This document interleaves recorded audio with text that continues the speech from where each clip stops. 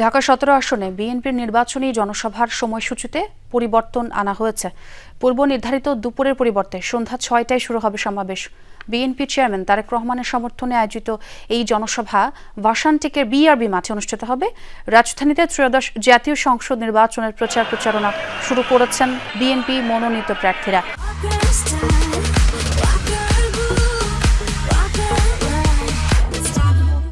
সকাল থেকেই বিভিন্ন পাড়া মহল্লায় শুরু হয় প্রচারণা।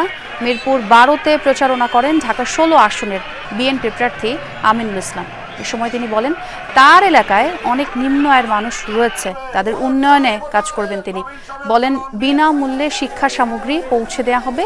এছাড়া রাজধানীর পশ্চিম জুরাইনে গণসংযোগ করেন বিএনপি প্রার্থী তানভীর আহমেদ রবিন। রাজধানীর বংশালে করেছেন ঢাকা ৬ আসনের বিএনপি মনোনীত প্রার্থী ইশরাক হোসেন।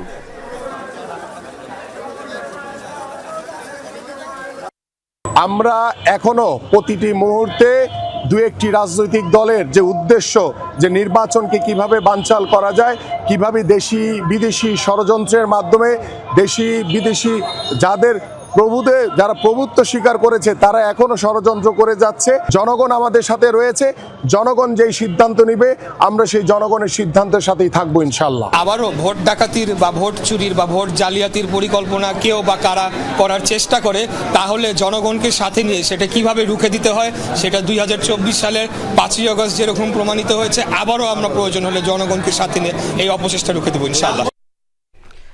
যেমনটি বলছিলাম, নির্বাচনী প্রচারণা চলছে বেশ জোরে সোরেই। রাজধানীর বংশালে যেতে চাই, আমার সহকর্মী হাসান মিজবা আছেন সেখানে।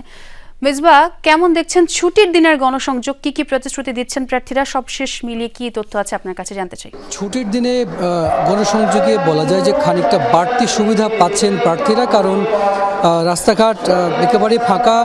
সেই জায়গা থেকে তারা বিভিন্ন পাড়া মহল্লায় একেবারে অলিগলিতে তারা গিয়ে প্রচারণা চালাচ্ছেন।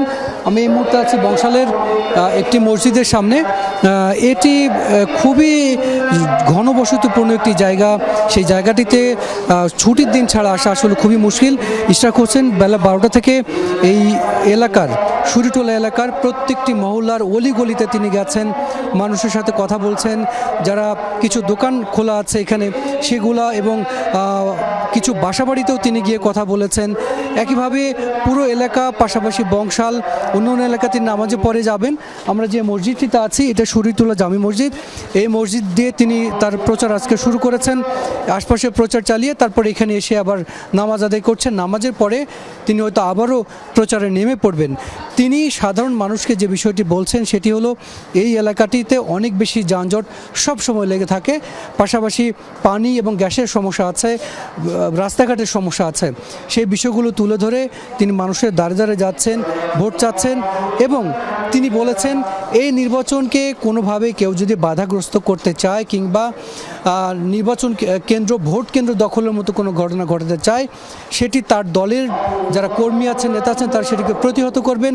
এবং তিনি আশা করছেন একটি সুষ্ঠু সুন্দর একটি ভোট অনুষ্ঠিত হবে এবং তিনি নির্বাচিত হবেন। ইশরাক হোসেন অনেক দিন থেকে কিন্তু এই এলাকায় নানানভাবে মানুষের কাছে তিনি যাচ্ছিলেন। আজও তারই অংশ হিসেবে তিনি ভোটে সাধারণ মানুষের কাছে গেছেন। একদম মিসবা, এবং যেহেতু দেখতে পাচ্ছি নামাজ শুরু হচ্ছে, নামাজ শেষে আবারও নির্বাচনী প্রচারণা শুরু হবে, সেই খবরও জানবো আপনার কাছ থেকে। অনেক ধন্যবাদ।